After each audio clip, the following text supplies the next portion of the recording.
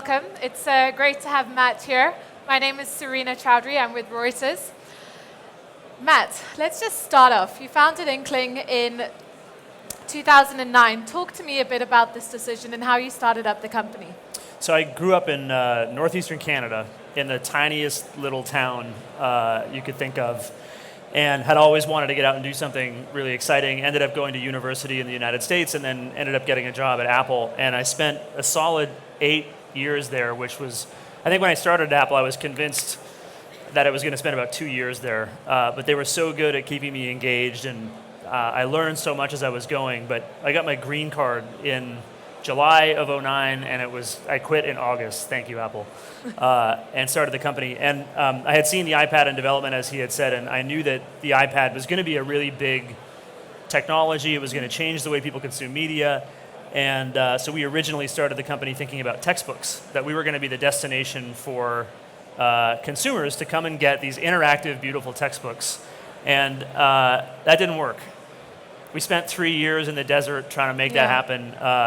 As it turns out, for anybody who's starting a company, the 18-year-old to 22-year-old segment, it's tough. They don't have a whole lot of money, and they don't give a shit about textbooks, for the record. And so you made a decision to go from a B2C company to a B2B company, and you had to lay off quite a few people, a third of your workforce, in fact. Yeah, so we had spent those 3 years working really hard to build the technology, build what I think was probably genuinely an incredible culture. Was that the team was very happy. We had a very low turnover rate. The problem was that and we sold tens of millions of dollars in textbooks through the iPad. The problem was that we sent 80 cents of every dollar back to the publishers, and we only kept 20 cents for ourselves. And then we were on the hook for developing the technology. We were on the hook for doing all the marketing and sales. And so financially, it was really difficult. And we knew coming into this that the publishers were going to be technologically backward. I don't think we realized they were just going to be downright medieval. It was just mind-blowing. And so the challenges of the technology, the challenges of the economic model just made it, you go raise money, and then you raise money again, and then you raise money again, and eventually you realize that raising money is no fun. There's no economic value created by virtue of raising money. Yeah. Right? You've got to actually build something people want to pay for. Yeah.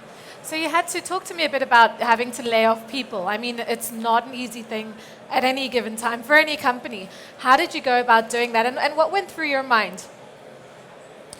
Well, a lot of things go through your mind when you do a layoff. Layoffs, you never want to get yourself into a position where a layoff is your best available option. People only do layoffs when that's their best available option. And overhiring, hiring on the assumption that something's going to work when you haven't proven it yet, that stuff's really dangerous. But for us, I think I've been asked Sequoia is one of our investors, and I've become one of the people that Sequoia points their founders to when they need to talk to somebody about how to execute a layoff. And one of the questions that every founder and CEO asks me when they have to go do a layoff is, how do you do it with dignity, and how do you do it in such a way that it doesn't destroy your company? And the answer to that question is very dissatisfying, which is that everything you do in your company up until the point when you realize you have to do layoffs is what determines how people are going to react to your layoffs. So if you have a culture of true attachment to the team, if you have acted with integrity at all times, if as a leader you've been humble and transparent, then when the bad news comes, people react with a sense of empathy toward the leader, that this is something that they have to do. I think what you do the minute you realize you've got to do layoffs is irrelevant. You have to, of course, execute that layoff well and do it with respect for people. Yeah. But how they're going to react is only a function of what they've thought about you up until that point. And during that process, how do you keep the company culture, and how do you keep those who are still working there motivated and not let that disintegrate? One of two things happens when you go through a layoff. Think about the company as a merry-go-round, and if the layoffs are tumultuous, the merry-go-round spins faster, and do people fly off or do they cling harder? And the culture, your culture and the stability of your business are a function of how attached to the mission of the company that people feel. So for us, after we did layoffs, we budgeted, so we had 125 people in the company, we laid off 35 or so, we ended up down in the 80s, and we had expected that another 4 or 5 people might quit after we had done the layoffs. But 0 people quit. Nobody quit. Right. Everybody stayed with the business and said, we're in this together, we're going to make this happen, because they believed in what we were doing and they believed that there was a meaningful mission behind the company. And actually, so we've just celebrated 6 years in business, and we had a big event at a movie theater in downtown San Francisco, and we had everyone who was in the company from before the layoff stand up and take a round of applause. And of the 180 people in the company today, over 60 of those people predate the layoffs, which were nearly 3 years ago. So it's a real testament to how attached people are to Inkling. In terms of maintaining a culture and a company culture, how much of that falls on the CEO? As a startup company, do you take most of that pressure on yourself? And do you have to lead by example, or do you have a team around you that helps to maintain a culture? Yeah, it's definitely both, but I think that, so for us, we subscribe to a very specific set of essential character traits that make a good, so our employees are called inkblots. So you work at Inkling, you're an inkblot. And so a good inkblot is somebody who's humble, somebody who has integrity, and somebody who acts with a sense of personal responsibility at all times. And that sounds very sort of abstract, but it's really, really straightforward to live those values. And so I look at 3 different tiers of CEO. Tier number 1 is the CEO who preaches a certain set of specific values and also behaves consistently with those values. Tier 2 is somebody who doesn't care about values all that much, really is only about results, and doesn't really preach anything either. To me, that's fine. Like, if you just want to have an asshole culture that achieves incredible results, there are lots of companies everybody in this room has heard of that have shitty cultures and amazing financial results, and you can do that. You can run a company like that. The lowest of the low are the CEOs who preach a culture and then don't behave that culture, because not only do they not have a culture in their company that makes people happy, they also they're hypocrites. And so I see, A, B, and C as the 3 different categories. And for me personally, I can't sleep at night if I'm a hypocrite. I can't sleep at night if I don't live and behave consistently with the values I preach every single day. Sort of what, and I actually think that has slowed us down in terms of growth. Right. I think we've hired more slowly. I think we have made decisions to prioritize the happiness of the company over the growth rate of the company at times. And that's just my personal philosophy is I'm here to build a big business and I'm here to make money, but none of it is worth anything if we're not happy on that journey. And that's worked for you. One of the things I found really interesting was that Inkling has a reading club, and that's something that you implemented for the people.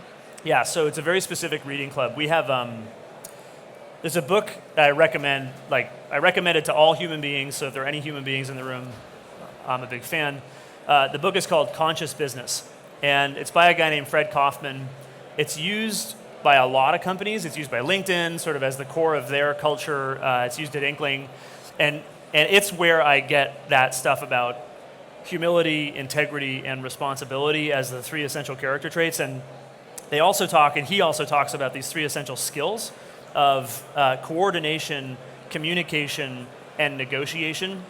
And you get to know these 6 different concepts, 3 of which sort of come pre-installed in humans, and 3 of which you can nurture and develop as skills. And so at Inkling, what happens is, I read this book by the pool one time, 4 or 5 years ago, and thought, oh my God, this is like the perfect articulation of everything that I kind of had in my head, and I'm never going to do a better job than this, so let's just use this book. So I had my whole management team read it, and the whole management team read it, and they thought, holy shit, this is amazing. Right. If everyone could behave this way, our workplace would be a utopia. Sure. And so we said, what if everyone read it?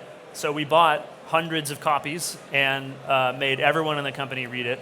And now new employees coming into Inkling join a 6-week reading class, 1 hour per week for 6 weeks, and they share their personal experience and their stories around moments of arrogance or humility in their own lives, moments that they regret in terms of their own integrity, or moments that they were proud of their decisions, blah, blah, blah, right? We work through that in a reading club, and it's valuable insofar as it changes people's behavior, but actually it's really valuable because it gives a common vernacular for employees to talk to one another and call one another and hold one another accountable, and for managers to do the same thing with employees. Something you were talking to me about just now, which I thought was quite interesting, was the whole thing about an employee turning up late for work consistently, and the language that you use in that. Yeah, so there's two. So you go to work and you're late for your 9 o'clock meeting.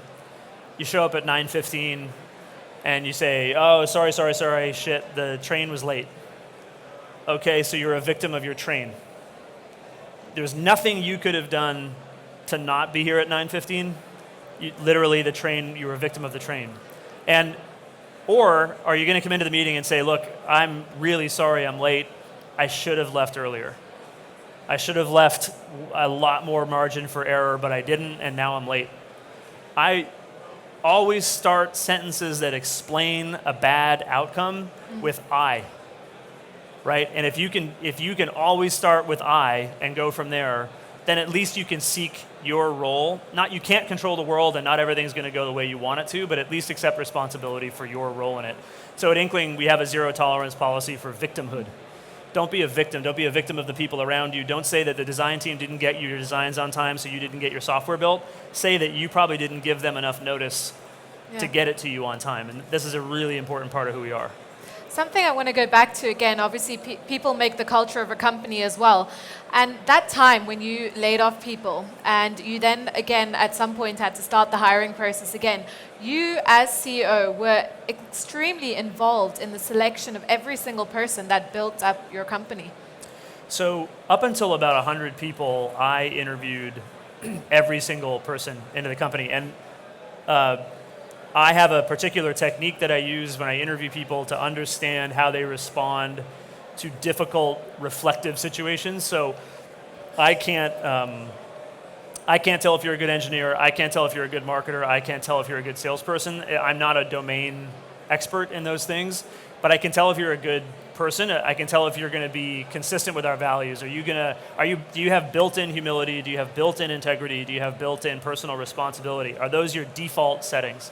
And so I interviewed every single person coming into the company until about 100 people, which got really annoying for the hiring managers because obviously I had other things I had to do too, and so scheduling it was difficult. And so somewhere around on the second go-round after the layoffs and after we took the company from 80 back up to 120 or 130, I stepped back from that, and now I interview every single hiring manager. So if you're going to manage people, you have to interview with me. And then I think what's interesting about the way that we do this is, there's a story about Toyota and how they manufacture cars, that anybody on the manufacturing line can stop the manufacturing line if they see a defect. And you're not penalized for pulling the cord, you're rewarded for focusing on the quality of the stuff that's coming out of the factory. And so I like the Kaizen model and this notion of continuous improvement. One of the ways that we implement that at Inkling is any person in the entire company can pull the ripcord to invoke what's called the second opinion interview. So I'm always willing to interview a candidate if there's a question about their cultural fit. And probably 3 out of 4 people that interview with me, I reject. Most of the time, the hiring manager who's pulling the ripcord knows that I'm going to reject that candidate. Right. But because they're under pressure to hire as quickly as possible, sometimes you need to give them permission to not hire. And so that second opinion interview, like I said, 3 times out of 4, it's simply me giving permission to that hiring manager to say no to that candidate and wait for the right person. One final thing, because we're almost out of time. If you had to give everyone out here some advice as to 3 main pointers about company culture, what would it be? Just 3 of the key things you think people really need to focus on. Number one, I would say that the CEO owns the culture, and he or she owns the culture primarily through his or her behavior. That when you prioritize results over integrity, you are sending a message to your company that says that it's okay to cut corners or do something you regret in order to make your number or whatever the result is. So company culture comes from the top, and it's 90% what you do and 10% what you say. I would say number 2 is that you should think about culture in your company as a bank account. Manage your bank account and your credit cards in your personal life carefully, because the interest rate on your credit cards is really, really high. In your company, every time you hire a good person, every time you deal with behavioral issues in a manager or an employee, you're depositing value into your cultural bank account. Every time you allow for a bad hire, every time that you ignore bad behavior and choose not to engage in the conflict of dealing with that bad behavior, you're incurring debt, and you're putting a bunch of stuff onto your cultural credit card. And the interest rate on that credit card is horribly high, like 25%. And the only thing necessary for that interest payment to get higher and higher and higher is to not pay it, is to not fire the bad employee, is to not deal with the bad behavior that you're ignoring. If you just don't do anything, your payments get higher and higher and higher every month. So I'd say the second thing to think about with respect to building a good culture is think about it as a bank account and a credit card that you have to manage. Make as many deposits into the bank account as you can, and don't let any debt get on the credit card. When you see something, do something, and filter people out. And then the third sort of adage that's a corollary to all of this is to hire slowly and fire quickly. Hire slowly means only let people in from the beginning who come pre-installed with the values that you want to see in your business. And I would venture that everybody has the exact same set of golden rule human values of humility, integrity, and responsibility. I don't think that those things are unique to Inkling. I think that if you choose to build a wonderful, happy workplace, those are the things that you want. And then fire quickly. Be decisive, be ruthless, push your managers to fire. Make firing a bad employee the easiest option when it's appropriate for a hiring manager. A CEO should always give people permission to fire quickly and encourage it when it's appropriate. Okay, great. Matt, thanks so much for your time. I really enjoyed that talk. Thank you. Thank you.